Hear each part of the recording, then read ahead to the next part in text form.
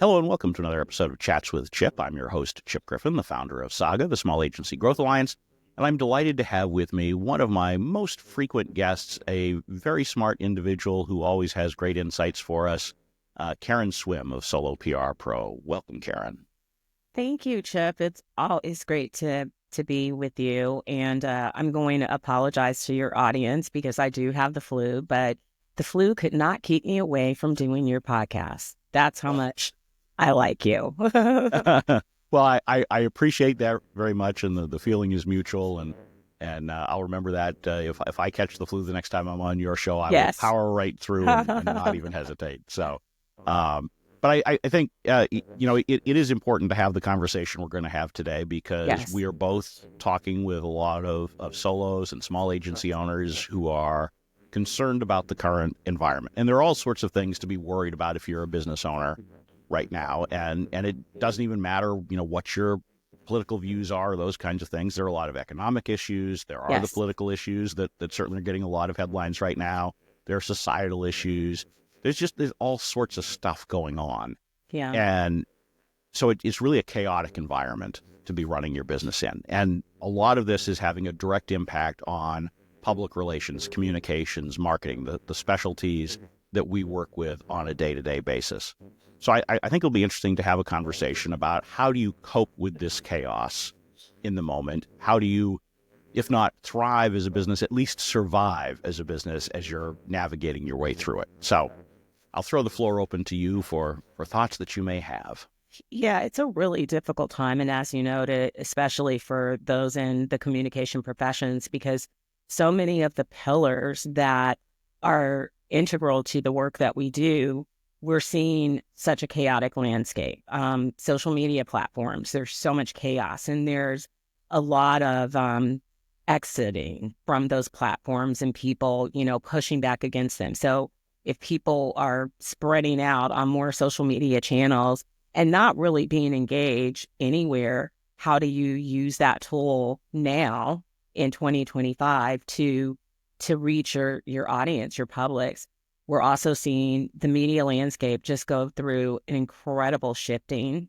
We're seeing, a lot of layoffs. We're seeing local news go away. We're seeing, the quality of journalism change. And, we are also seeing, and, history bears this out, this is where independent journalism rises, and they fight against what's happening with, integrity and with a mission to report the truth. But those publications are all over the place. So how do communicators even find them? How do you find those newsletters by independent journalists? How do you pitch them? How do you use these tools with your clients? It's a really uncertain time. Yeah, I think that's a great point. That even before we get to these larger environmental issues that are impacting business, we get to the issue of the places where we typically have gone to help clients communicate are disappearing and or changing substantially. And so we need to learn to adapt to that as a business, right? We can't simply lament the fact that there is less traditional media and so it's harder to get stories placed. We need to come up with a solution for our clients because they don't want to hear us say, well, there's so many fewer places. It's so hard. They've got fewer reporters. They don't have time for pitches. So, yeah, I know we didn't produce anything in the last 3 months, but that's just the way it is. Yeah. You need to come up with something that you can explain to the client. This is what we're doing, and this is how it's having a result. So fundamentally, that means a lot of the folks that we work with who are traditional media relations folks, they need to be rethinking that pure media relations approach and thinking more about Ginny Dietrich's peso model, for example, and how do we integrate additional types of communication. But even then, to your point, the social media platforms are changing. And a lot of people, originally they started to migrate from one platform to another that was maybe more hospitable to their own personal views of the world. But then people just started throwing their hands up and saying, well, I'm not going anywhere. And Yeah. so then how do you find people? How do you, Yeah. and you need to find your audience, your client's audience, wherever they are. Yeah. And it's funny because how many years have we been saying, stop pushing the lever of media relationships as your only tool in the toolbox? We've been saying this forever. Public relations is so much more. Media relations is a tactic. It is not a strategy. And so I think now is the time that communicators have to really be strategic, and they have to focus on quality, not quantity. And they have to look at other tactics that they can utilize to help clients achieve what's most important to them. That's still possible. And so, my advice is don't get caught up in the distractions because it's all noise. These things are happening. It's not going to change. But what can you do? You have to be solution oriented. You got to become more business minded. What's really important to your client, and how can you achieve those objectives? Yeah, I mean, it's you can't be an implementer who's focused just on performing the tactics that you've always done. You need to be in a position where you're saying to yourself, okay, this is the business goal my client is trying to achieve. How can I use all of the expertise, all of the knowledge that I have to help them achieve them? And it's something you should have been doing anyway, right? Even before these things change, right? You need to understand your clients, and we always, we'll talk about when you're pitching new business, ask questions instead of just coming in there and talking about all the great things that you do. But it's even more important now. And so I guess, if you are someone who has historically been a media relations specialist, either as an individual or an agency, how do you expand beyond that? Because that's been your bread and butter. That's what and are comfortable with. Absolutely. But there's, excuse me, so many other things that we can do. There is, I think people forget about internal communications. They forget about email marketing. Right. Excuse me. That's something that you own and you can control. Focus on getting people into your internal systems, into your own channels. Right. Right. Yeah. I mean, if you're able to start focusing on those things that you control, I think owned and internal are two great places to get started, because I mean, I'm a huge fan of owned anyway, because with all of these changes taking place, having a place that you can call your own, that you can house your clients' content, and it's going to be there, for posterity, for the future. That's helpful, but it's also something that you control so much that, particularly in the early stages of a relationship where it's hard to get, even if you're really good at media relations and you've got great connections and all that, it's hard, and you can get more traction sooner by producing owned content. So I think that's a great place to get started. And it doesn't mean that media relations is dead. It means that you've got to focus on qualitative coverage. Where can you achieve coverage that really aligns and it's really going to reach your client's audience, and more importantly, really move the needle in a way that's meaningful? Right. So, obviously, we've focused so far on some of the structural changes and changing what you do for clients, but we can't ignore the fact that this is just a tough environment overall. There, even before the start of 2025, there were economic questions, and we saw over the last 18 months or so that the clients became slower to respond to proposals, slower to spend money, more risk averse. And so in the past, we've talked about, the importance of de-risking engagements with clients and that sort of thing. But, how do you approach, let's start with the economic side of it. And then we'll get into the political and societal stuff, because I think we can't overlook that. But how do you approach the economic environment as a solo or an agency to try to do the best you can? I think it's really tough, but there are industries that are growing. So I think take a look at what's growing, what's in demand, and think about serving those industries, because your skills are transferable. So many times we lock ourselves into this box without realizing that we really can branch out. And it may take some work. It may take teaming up with someone who is in that industry and doing it as a collaborative project or a collaborative, proposal, or, working together with somebody that has expertise in that space. But you've got to be scrappy in this environment, because not every industry is dead. There's so many industries that are really doing well. There are companies that have cash. They're not laying off. They have healthy environments. And so you've just got to look. And I think the message is get out of your comfort zone. Don't just sit there and go, oh, woe is me. Like nobody is,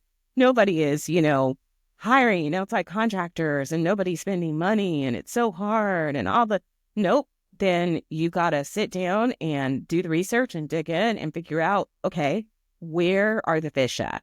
That's where I'm going to cast my line. Yeah, and I think the other thing to consider is don't necessarily throw out your existing specialty. It's really easy to get enamored with whatever the shiny new object is, whether that's a service or an industry or whatever, and chase that because you need the cash. But I think even if you serve an industry that is struggling right now, there's still opportunity there. You may need to adapt what services you're pitching or who you're pitching to. But as a solo or a small player, you have a lot more flexibility to do this. The people who have to abandon particular industries are the big players who need huge contracts in order to survive and thrive. You don't need that. Yeah. So before you give up on whatever specialty you may have now, ask yourself if there's a way you can adapt to the current reality. Yeah. They've got problems that need to be solved. So, sit down and figure out like what's their struggle right now and how can public relations help them to hit their goals? What can I do? What solutions do I offer that really matter to them? And I also think, don't lower your prices, but consider changing the way that you engage. So maybe it's not a monthly retainer. Maybe it's a 6-month retainer. Maybe it's a project. Maybe you're doing more project work. Again, get scrappy, start to think, well, would people be more amenable to shorter engagements because they are feeling uncertain and don't want to be locked in? And that doesn't require you to lower your prices or take less or devalue your services. It's just a different way of looking at the model. And that's a great warning. Do not lower your prices or cut your margins in order to win business, because too often I see that as the solution. And Yeah. so someone will say, well, I'll just come in cheaper and I'll be able to charge more later when things get better, or I'll take a loss on this early project, but then we'll do follow-on work and that's where I'll make it up. You won't. Yeah. Once you are the cheap option or cheaper option for somebody, you are never able to recover that because that's what they've come to expect to pay you. Yeah. And so you need to hold firm on that. But I would encourage you to look at all of your other non-negotiables and ask, are they still non-negotiable?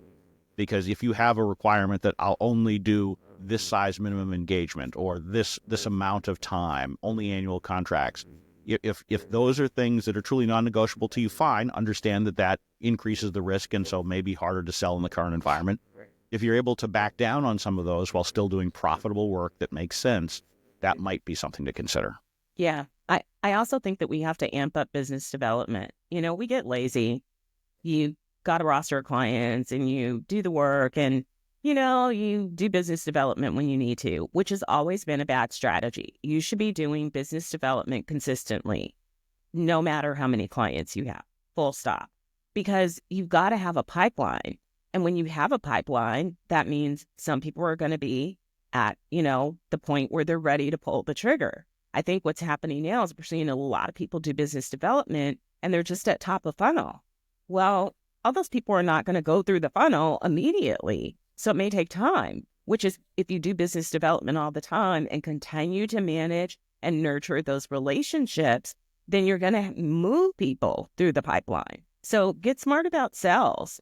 And if you feel like, I don't really know much about this, there's so many ways that you can learn more about how to sell. And I would encourage you, don't even think about it as selling. Just think about it as having meaningful conversations with as many people as possible. It's amazing how many good things will happen if you're just having meaningful conversations with people who either can hire you or can refer business to you. And so if you're doing that consistently, and I always say the most, and I've learned this lesson the hard way over the years, the most important time to be doing that is when you are the busiest. Yes. So if you find yourself overwhelmed with client work, that should be a ringing alarm bell that you need to focus on business development and networking and having these conversations, because otherwise, at some point, even when things are going great, inevitably a client just leaves for no good reason. They have a staffing change, something specific happens to that organization, they turn out to be the next Enron or something. These are all things that can happen even in good times. So you need to be focused on this. I agree. I mean, and let's look at what's happening to CMOs, which is typically our client contacts. They are not here for the long term. CMOs are there and they're gone. And a lot of companies are turning to fractional CMOs, and it is just like a rolling roster of different people. So we all know that if your contact changes, sometimes the new CMO comes in with alliances with another agency. So you don't want to be at anyone else's mercy for your business. No, but you should be building your own relationships with people who might Yes. be going on to their next opportunity. So I Yes. was talking with a client recently who has there are changes taking place with one of their big clients. I said, well, make sure you find out where all of those people go because those are all opportunities. Yeah. Yes, there's a risk to your existing business because, anytime there's change, it threatens your contract. But there's also opportunity because all those people go somewhere else. And if you've got good relationships with them, you might be able to get your tentacles in somewhere new. Yeah. I would also encourage people to network with the people that can refer you business or that are your clients. Too often we'll go to all the, conferences for public relations and marketing, but we don't go to industry things. We miss that. Why wouldn't you go and talk directly to your audience? And as you said, we've all had that experience where we've met someone who was so excited about their work and they started a conversation with us, which made us interested. Like you said, it's not selling. You're not forcing something on people. You're talking about the work that you do. Hopefully it's work that you love and you're good at. Why wouldn't you want to share that? Why would you want to keep that a secret? Yeah, and I think, frankly, if you think of agency business development as sales, you're making a mistake anyway, because it is not, and I always discourage folks from picking up sales books, right? How to do effective sales, because the Yeah. reality is you're not really selling. You're trying to build a meaningful relationship with someone that you can genuinely help, that there's a good match for. Sales is about saying, I've got a widget. I need to sell this widget. I need to sell this widget as quickly as I can at as high a price as possible. If that's what you're doing, you're going to destroy the reputation of your agency, and you're going to be miserable in the process. So don't do that. Just, Yeah. focus on getting people to say yes at the right time for the right thing for both of you. Agree. So I completely agree. let's take just a moment to talk about the elephant in the room, which is political and societal chaos that is enveloping us. And there are a lot of agencies that are, I talk to agency owners who have employees who have high anxiety. The owners have anxiety, but now you've got employees as well who have anxiety, and you're trying to figure out how to address that.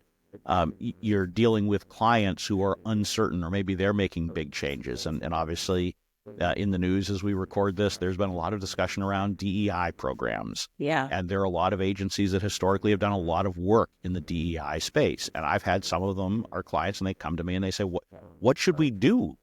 Is this just gone and now I need to be focusing on something else? And I'm interested in your take, but my encouragement is if that's your specialty and your passion, stay with it. Yeah. Because there are still organizations who are going to want to be focused on DEI. What you're doing now is you're getting rid of the tick boxers. You're getting rid of the people who are doing it for performative reasons, Yes. to keep stockholders happier, to get a nice press release or something like that. And that impacts, frankly, more of the big players. If I'm one of the big PR agencies, I'm worried about a DEI practice that I have because that's just layered on to something existing. But if I'm a small agency and this is core to my work, I think there's still a lot of opportunity there. And I'm singling out DEI just because it's gotten so much attention, but there are a lot of other things, like there are industries that are falling out of favor in Washington right now. But I still think there's huge opportunity if you're able to harness it and use your expertise in the right way. Yeah. I never, ever will count passion out. If it's the work that you do, as you've said, we're now just weeding out the people who really didn't have a commitment to those policies. The companies that truly are committed still exist, and there's still opportunity. I also think that there's such a great opportunity to change the conversation. Right now, it's about that label and that label being misused and weaponized. Part of that might be on communicators. We need to look at ourselves. Did we over-index on certain things? Were we as clear as we could be on what DEI programs really meant? Did we really talk about the social impact and how that impacts all of society? So I think it's a great time to look at our own messaging and think of new ways that you could communicate and communicate with clarity and how you can be more inclusive in your communications. But I don't think it's dead at all. It's important work. It always has been. That would be like saying, okay, the United States is going towards, I don't know what it's going towards, but, activists are dead. And they're not. There are still people that are very passionate about doing the work. And if you're one of those people, keep doing the work because it's still needed and still valued. Yeah. I mean, as business owners, we're also human. And so, and just about every business owner I know has political and social views of their Yes. own. Yes. There is, we talked about employees having stress, but the owners have stress too. How do you manage that as a business owner so that you can continue to be productive in your day-to-day for your business, for your clients, even if maybe you are either celebrating or discomfited by the news that's around you? Chocolate therapy. Yeah. Crying breaks. I mean, just have yourself a good old cry. I mean, I'm kidding, but I'm not, because we've all been there. Everything is being shaken to its core, and we don't really understand. I have been impacted by tariffs with people in other countries worried about the prices of U.S. expenditures, and so cutting back. That's really hard when a lot of us went global to protect against the vagaries of the U.S. economy. But again, I think this is where you have to tune out the noise. And even if that means ignoring, all of the information that's being thrown at you, and focus in on your business and on your well-being. Protect yourself, protect your mind, and realize that as a business owner, you've got to be good, and you cannot allow yourself to get caught up, because make no mistake about it, there's a strategy to chaos. It may seem like there's no strategy. There is a strategy, and it will make you take your eye off the ball. Let's not do that. Let's stay focused on what's really important and not get caught up in all of this stuff, because it's going to happen anyway. Whatever's going on, it's happening. So how do you deal with it? Yeah, and look, I think that that's important no matter, what period of time we're in. And this is Yes. similar advice that I would have given 25 years ago after 9/11, or during the financial crisis in 08, 09, or 5 years ago with COVID. You need to be able Yeah. to compartmentalize to a significant degree your everything that's going on in the world from your business. And within the business, control what you can control. If you can't control it, you should be aware of it. I mean, I'm not encouraging you to bury your head in the sand and don't look at news coverage for the next decade, right? You need to be aware, because there are impacts on your business, but focus Sure. on the aspects of it that you can control. Then outside of the business, after you've completed your work week, if you want to get wrapped up in this sort of thing, either because you're a political junkie like me, and so there's sort of a perverse interest in just seeing what happens, or because you're an activist and you want to make a difference, or you just like to doom scroll, or whatever it is, that's fine, but that needs to be a separate compartment and can't take away from running of the business, because otherwise your business will suffer big time. It really will. And I'm seeing people spin out and get burned out and depressed. And it's natural. I mean, there's a lot going on. There's a lot coming fast and furious. And to mention, we have really had some real life tragedies this year. The wildfires, the floods, the school shootings, plane crashes. So there's enough in the world to cause anxiety. And I think we have to, as you said, acknowledge those things, feel those things, put your hand in the places where you feel like, you can make an impact, you can support, you can help. But you have to put on your business owner hat, and you have to steer the ship and steer your people. And I think, one of the things that helps me is having mentors, coaches, and a community that is a safe place to go with those natural feelings, and have people to sort of level set you. Like, okay, and all of us on any given day can be the one who helps level set someone else, because you may be having a great day where you're like, okay, I'm rising above it, and here's what I'm doing, and here's a strategy that worked, on a day that someone else needs to hear that. So don't go it alone. This is not the time to be the lone wolf. And invest in yourself, invest in development. What skills could you be adding that are going to future-proof your business? Invest in business coaches and workshops.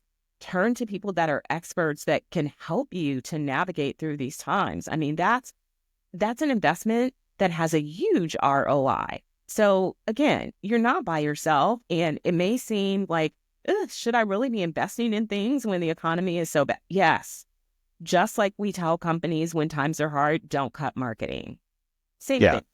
Yeah. And I think I really want to single out the engaging with your peers, because I think that there is so much value there, but I see far too often agency owners and solos who are afraid to do that because Yeah. they don't want to be vulnerable with those people. They view them as competitors in ways that, frankly, I think is unhealthy, because there's plenty of business to go around.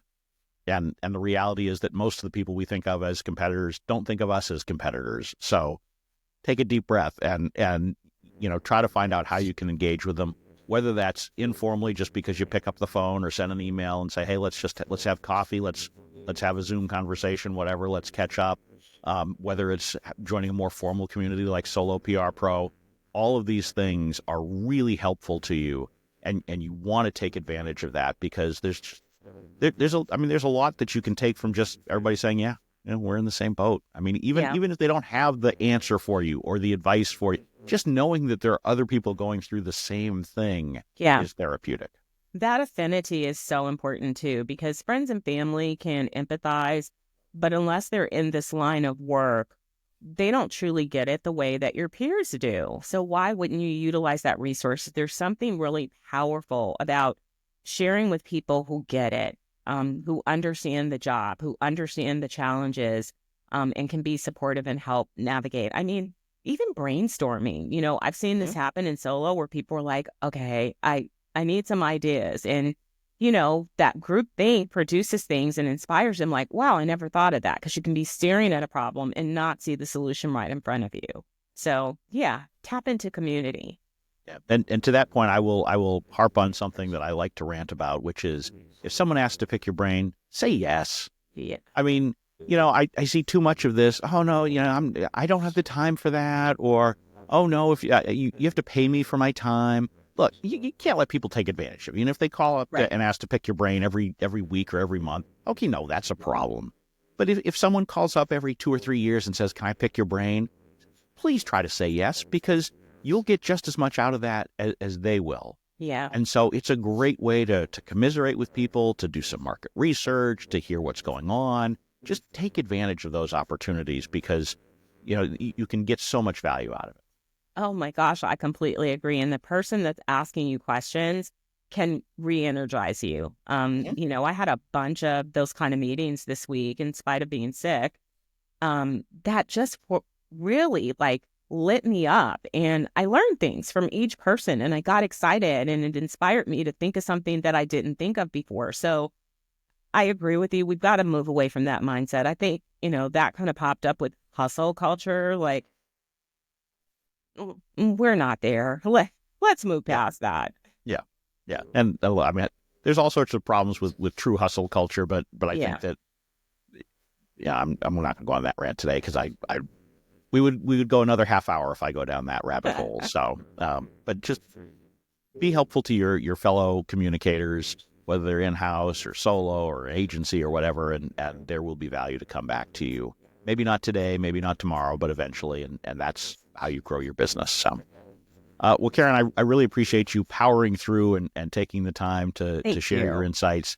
If someone has been living under a rock and has not heard you here or anywhere else, where can they go to find out more about you and Solo PR Pro? Go to soloprpro.com and you will find us. And you can look for me everywhere, Karen Swim, and ask me questions. Yes, you can pick my brain. Yes, you can send me a calendar link. Yes, I'll meet with you. I love talking to people. So I'm on LinkedIn. I'm on Blue Sky. Still on Facebook, Instagram. You can find me. Reach out. Excellent. And I can attest to the fact that Karen is always very helpful and finds any way that she can be useful. So, Thank I you. appreciate the time that you spent today, and all that you've done with Thank me and you. for me over the years. So, with that will draw to an end this episode of Chats with Chip. I'm your host, Chip Griffin, and I look forward to having you back here again very soon. Thanks, Karen. Thank you.